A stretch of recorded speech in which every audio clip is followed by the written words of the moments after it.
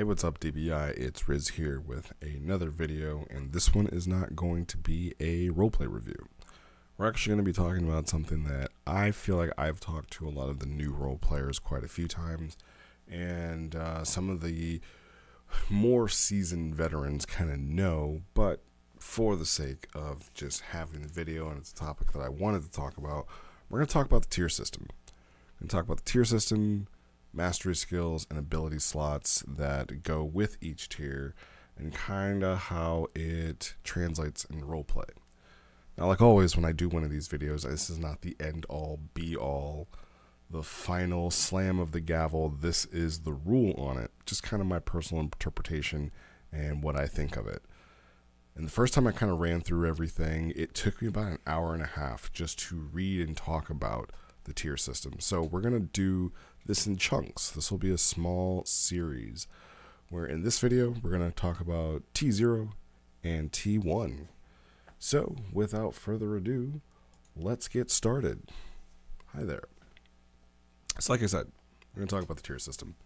We're going to talk about kind of what it means to be each tier, what I personally feel like you should be able to do and accomplish, and my interpretation of text on the page. So over here we're going to have the tier system itself, and over here we're going to have the ability slots kind of running side by side next to each other. So I'm going to just do this right here because that would drive me nuts. There we go. And let's get this started. So for the tier system itself, it's all found here at the World Anvil. The link you can't see because I'm kind of cropped it down, but I'll post a link to it here.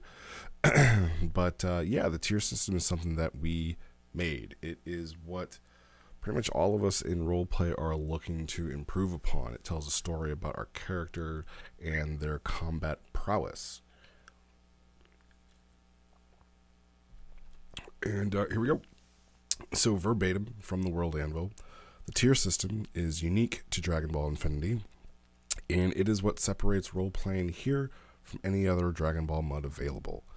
The system rewards players for their in-game efforts rather than relying on the traditional power level mirror of their in-game character. Each tier of power that your character reaches is obtained by meeting in-game power level requirements and gaining color-specific roleplay points. There are two binary colors of role-playing points, green and red. Green points are awarded for non-combat related roleplay and generally are spent on in-game rewards such as custom items, equipment, doubles, and a myriad of other incentives, as well as in-character inventions and upgrades. Red role-playing points help determine your tier of power in the roleplay setting and when you are available to learn new techniques and skills to use on the role-playing channel.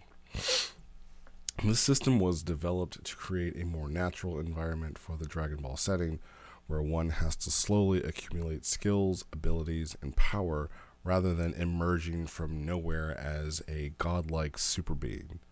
Veterans to our system will proudly defend the tier system for its ability to craft a long-standing legacy for your characters rather than a brief and irrelevant encounters that plague other systems. Below are listed each of the tiers and a brief description of the level of power that is associated with each. These are basic and principal guidelines. On rare occasions, it may be fitting to break the recommended level of power, but should be discussed with the roleplay admin when possible. So, yeah, this is what the tiers are. So, we're going to start with Tier 0, or Starless. All new characters begin in the roleplay world as Starless, or Tier 0, which is the equivalent of the strongest possible non-superhuman of their race. Starless represents a person who has an innate energy potential within them, but has not unlocked their power. A Starless character is capable of being an adept martial artist and extraordinarily gifted for a civilian member of their race.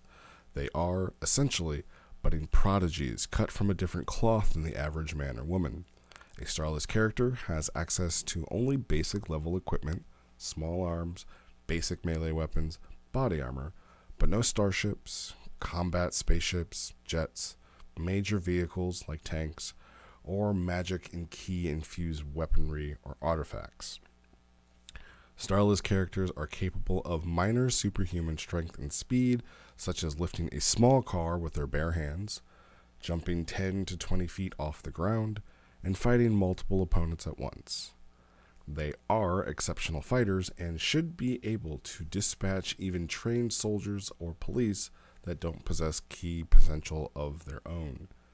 A Starless character may be able to predict the path of a bullet before it's fired, but will be unable to catch it or deflect it without suffering injury. A Starless character is also more durable than your average civilian, capable of fighting at length for longer periods of time and being more resistant to attacks that would cripple or maim an average man or woman. A Starless character will gain access to their first energy technique before they have left this tier and may also begin learning about more important abilities. RP admins encourage players to use this tier to develop the core of the concept of their character. Examples of Starless fighters would be Goku and Krillin during their training with the Turtle Hermit in Dragon Ball. So,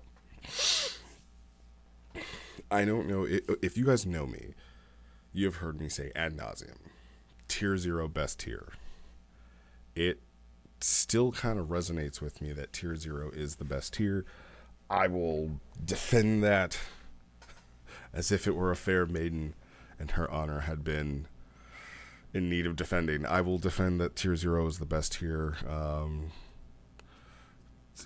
till the day I die, because it is where you learn your character. It's where you kind of figure out who this person is, and it's where you are still your character, and your character does not become the skills that you possess. And I think the best way to say this is that, like, there's a much wider range that you can be in this. So this is saying, like, hey, you can be somebody who can fight soldiers, you can fight police, you can dispatch, people who don't you can dispatch people who have weapons, you can deflect a weapon, and you can do some pretty supernatural stuff. To put it into perspective, like, go try to lift your car. Right? Just try to lift your car off the ground right now. I'll wait. Are you back? Did you throw your back out? Because that's not possible. But as Starless, at the beginning of I want to be a role player, you can do that. You can do so much as Starless, and you can really figure out who this character is. And I don't know if you guys can see, but Krillin and Goku, they still got hands, right? These two 14-year-old kids were able to go through and pretty much beat up any grown-ass man who didn't have access to ki, who wasn't like a straight-up true master of the martial arts. And you're basically Batman, right? Like, you are as physically strong and physically fit as an Olympic athlete in everything, right? You look up, like, who has the world record in javelin throw. You can do that on average. I won't say without giving it your all, but, like, you can break standing world records right now. Like Usain Bolt's fastest 100-meter dash, yeah, you can match that, right? You can do all that from Starless. And I know it seems like your character ain't nothing, but you can. And this is where you can really, like, delve into, like, this is who this person is. This is why they are on this grand adventure, or this is the start of their grand adventure. Or you can do the exact opposite, where they start literally from nothing. And I have done that several times. I try not to talk about my characters too much, but, like, I've had, Ragnios, Rizian, kind of with Nova, but where they had no training, they were nothing, and yet there's still something, right? There's still some spark within your character, as to even if they can't physically do it right now, there is a destiny about them, and that's why they're able to push on. That's why there is a focus on them. That's why, we care about them and we want to pay attention to them. And then to go over into the ability slots, we'll talk about those as well. So for the abilities, like the goal of the enhanced ability slot system is to allow roleplay characters to have access to larger pool of skills to draw in roleplay and combat, but to provide opportunities for fun, personal customization of a character. In addition to custom or mastered skills, players will have access to a wide range of unmastered abilities and that are readily accessible and can be drawn from at any time that the character is in need of a one-time or an uncommon usage outside of their usual repertoire. So basically, you have access to the Destructo Disc, but it's not as strong and as powerful as Krillin, who has mastered the Destructo Disc. You just know that I can make some key, I can make it flat, I can make it kind of sharp, and if I throw it, it may cut something. Where Krillin is like, I need it to be so thin and sharp, I can cut through a mountain. Using an unmastered skill should be considered less narratively significant than a custom ability developed and mastered by the user or opposing combatant in roleplay combat. There, of course, will be exceptions to this rule if a significant enough difference in power, or tier, exists between those engaged in combat.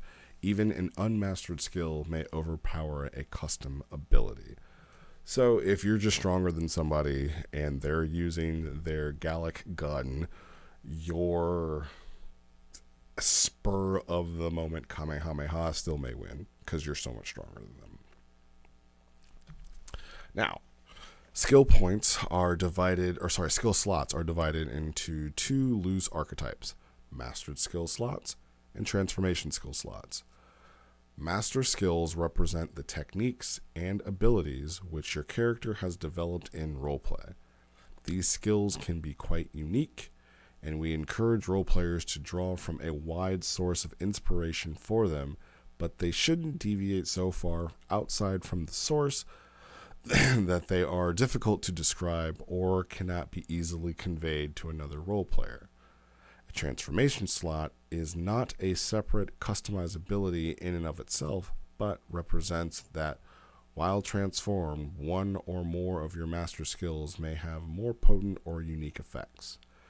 Whether that takes form of simply more destructive potential or more nuanced abilities must be negotiated and discussed with the roleplay admins and included into the description of the master skill slot which it represents. A general rule of warning: these abilities, while intended to be special and stronger applications of your abilities, should not diverge drastically from their original form. And it's expected that the same, I guess that's supposed to be, amount of RP energy be expended, to represent this shift in the technique's application. How much should be bargained for with your roleplay partners? As an example, Goku's Kamehameha will be a master skill, but Goku's Warp Kame would be a transformation skill. And I'm talking about skills in junction with tiers because at tier 0, at Starless, you have obviously 0 master skills and you have 0 transformation skills. But then once you hit tier 1, which is the other tier we're going to talk about, you're going to have 2 master slots and still 0 transformation slots.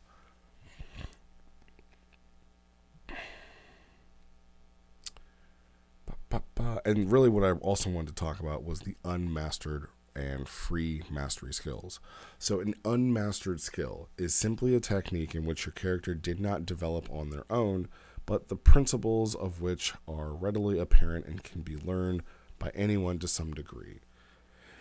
It should be assumed that an unmastered skill is not as narratively significant as the techniques that you or your roleplay partners have created and customized. In short, they are less powerful and may require more RP energy to use. It is assumed that if you're drawing on an unmastered skill, it's because it may serve you in a particular pinch, but isn't a technique that you've spent time developing and learning to use to its full capability. Any technique used in the source material, whether it was Destructo Disc or Triform, is considered an unmastered skill unless some version of it has been developed by you and authorized by an admin. Some abilities, however, are so nascent to the expression of energy use that characters will naturally develop them as they grow in tier. These are what we... excuse me, guys. There we go. And these are what we called free mastery techniques.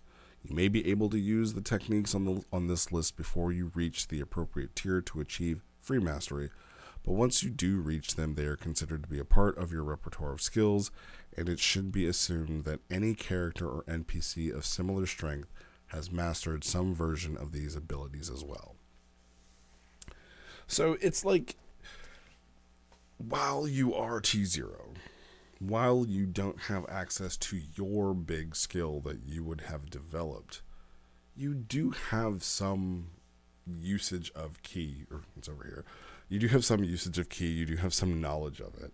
And so these are your tier 0 free mastery skills. You have a limited amount of sense, you have energy ball, and you have after image. So, jumping back over to Starless, you guys aren't you aren't babies. You aren't, you aren't people who can't show off, especially in combat roleplay. Like, there are things that you definitely can do depending on the narrative of your character. If the narrative of your character is the reason you are so special is because you're in this training dojo, while you may not have access to tier 1 or tier 2 power, while you may not even be a master, you can still be this nascent warrior who has all of this potential and is so awesome that they are even been able to tell how strong their opponent is, right? It's like kind of main character energy. If you've ever watched some things that are, I'm trying to think of a good shonen anime or manga where the main, there is no superpowers, but there's something about this person, and that's why we're watching them. One thing I can think of is Spriggan, right? Where it's a military kind of anime and manga, but the main character, there's just something about him, right? I think at one point he does stop a tank with his bare hands, and he's fighting these other people, and he can just kind of tell that I'm stronger than you, without it being oh, I can sense how deep your ki goes and things like that. You just are kind of that person. And while truly in the greater scheme of the universe, you're nothing at that point, right? You're not going to go up and take over the galaxy as a Starless.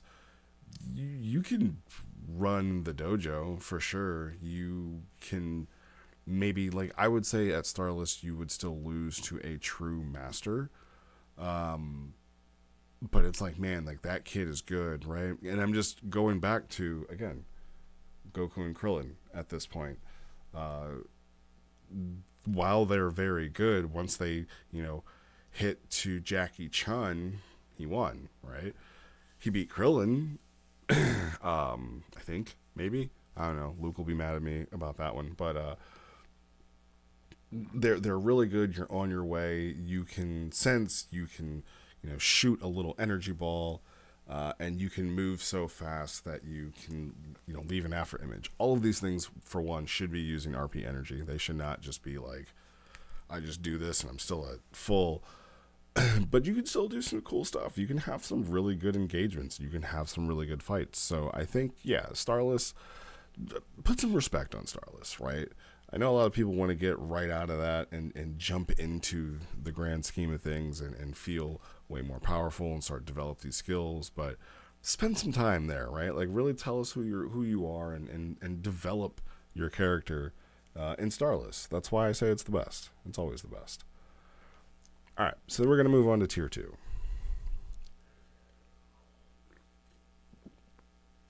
Sorry, we're going to move on to tier 1. Technically 2, but it's still 1. Whatever. At tier 1, your character has finally suffered through enough tribulation to unlock their latent powers. This is the tier that you gain many of what might be considered your signature techniques, learn to sense energies, and gain an increase in your fighting power and skills. At tier 1, a fighter can lift a car over their head and throw it with one hand. They are capable of average superhuman powers, such as being able to run faster than a turbo car, jump over buildings, and punch through solid metal plating without much problem. You have become exceptionally skilled at martial arts and fighting, and should be able to take on even deadly mercenaries, assassins, and martial arts masters. You can predict the trajectory of bullets and deflect them in midair without injury. The difference in strength and stamina between Tier 1 and Starless is not much. A well-trained Starless fighter can still fight toe-to-toe against someone of this tier, but your emerging energy and the techniques that you develop at this level will normally be the decisive factor against opponents who are less experienced than you.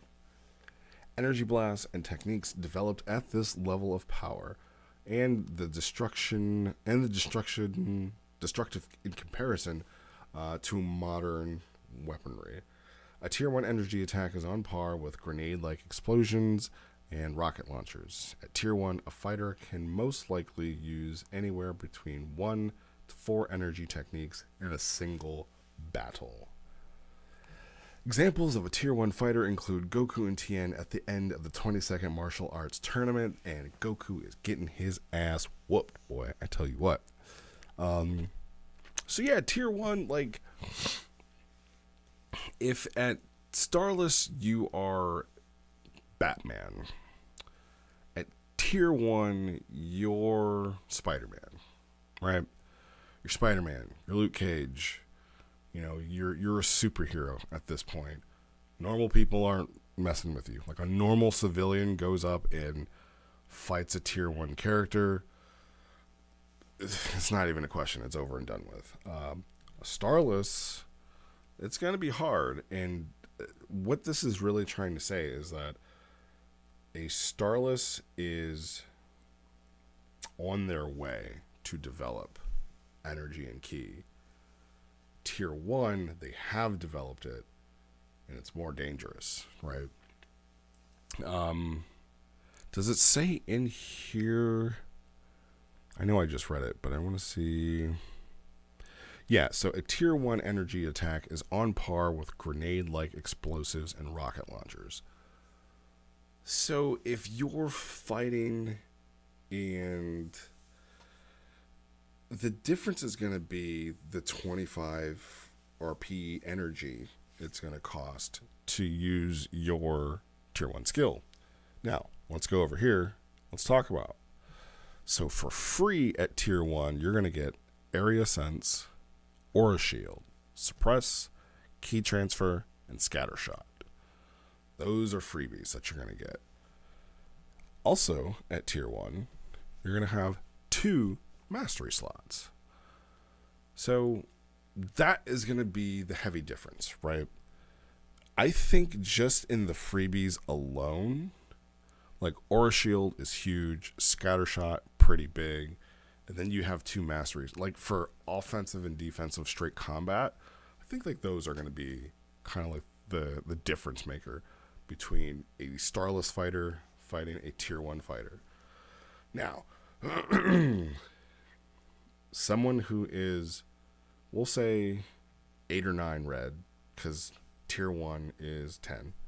8 or 9 red Starless, 12, 13 tier 1. Depending on, with that difference, that 4 to 5 red RPP difference, like what the tier 1 character did, they may not even have developed their starting attack, right? Like, you get 2 mastery slots, but you can't just be Starless, you hit 10, and now all of a sudden, without any sort of training, your character just knows 2 techniques, right? You still have got to develop them. You still have got to bring them to fruition. And for me, when it's like coming to the development of techniques, I like to see them fail. I like to see where they actually are budding and growing. To anybody who has ever grown out their hair, there's that really ugly stage of your hair is like yay long, and you just got to power through it for a couple of months before it grows long enough to be beautiful. It's going to have an ugly stage, right? I've tried so many times to grow a beard, and it just gets to that like ugly, patchy, like I need to trim it up. I just can't do it. So I always end up cutting it. But you need to see that. I need to see the ugly of you developing this technique. If it's a kame, right? I need to see it like flub and fuck up your hands or something. I try not to swear. Sorry. Or if you're trying to do like the four witches technique, maybe you only get three, or maybe you get like a deformed hand for a little bit. Like we want to see that development, and doing those training arcs, doing that development is how you show, and that's how you get more reds. And then then eventually you're like, okay, so now I'm like 25 red in, I should have this like mastered by now, right? For sure by 25 you should have it in. But if you like hit tier 1 and then it's all of a sudden like, yep, I can do this, I've just been waiting on it, it's so easy for me, it wasn't even a challenge, like, yeah, you can do that, right? Like you can rock that, but come on, come on. And still like the sense area, like I don't know if you guys understand how dope sense area like actually is. There's a character in Demon Slayer, and I cannot remember their name, but he's the dude that wears the boar head, and there's a part in like the first series where he puts his swords down and he closes his eyes and he just goes like this, and then he starts to feel all throughout the forest for this demon. And while like sense sounds pretty dumb, it's not like a very cool thing. That was really cool because this area starts to expand, and then we're like 12 miles out, and then it hits, and he just senses that like, oh, the demon's over there, and then the main character goes off and whoops its ass. Like, that's so dope. That's so cool. Aura shield, like you can deflect bullets without it hurting you. And we'll say a energy ball from a Starless does a lot less damage because they have just learned how to form their key and launch it. But at tier 1, you have learned to like use your key in a defensive manner. So yeah, totally cool, totally awesome.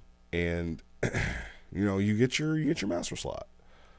So now you have about 4 or 5 at most per fight, like grenades or rocket launchers, however you want to describe it. So see down here, ow, Tien's just hands, right? He's just boxing, right? Just straight boxing, beating the hell out of Goku can't go anywhere, just got you know what I'm saying? Imagine like that, but then like, okay, I'm gonna put this kid away, and then boom, throws a grenade on him, right? Like that should end the fight. And that's why it doesn't need to be this big destructive force that everybody kind of wants it to be. And it should be pretty taxing, right? We are at the level where like, yes, you can do it, and no, it's not gonna take everything you have, but it should wear you out a little bit. It should definitely wear you out a little bit. So, tier 1 versus a Starless, gonna be a good fight. Gonna really be determined by how the characters just are, right? I it's hard to like describe how good at hands your character is. And I was talking with Ike about this today, is like, kind of everybody is. So what's going to be the deciding factor outside of like, if narratively you just think this is cool? If it really comes down to it, like these two people are fighting to win, right? role player A, role player B, role playing against each other in combat to win. How do you decide? If there's a tier difference, look at stuff like this, right? I hope this helped. We are going to go over the rest of them. Probably do 2 and 3 next. I don't want to do more than 2 because this video is already 30 minutes long. And once you get up into the higher tiers, it becomes way more nuanced. And there's a lot more things that you can kind of talk about between them. But definitely, if I have closing arguments, it's like Starless, that's the best. This is just where it's at, man. Like there's nothing really that is going to decide it other than you can just get as creative with your combat as you want. Like Starless is Tony Jaa in The Protector. And if you got, I'm not going to show it, but just look up this video. And it's the one where he goes into this big foyer and just beats the hell out of everybody while climbing up these stairs. He's like throwing people off these steps, and he's like just taking people out in one hit. And by the time he gets to the top, clearly he's tired, but he's just like, I got more in me. If you guys want it, I got it. You know, that's Starless, right? You were not nobody if you don't want him to be. Like, you have the potential, you have the stuff, you got the touch, you got the power. Use it, flaunt it, show it off.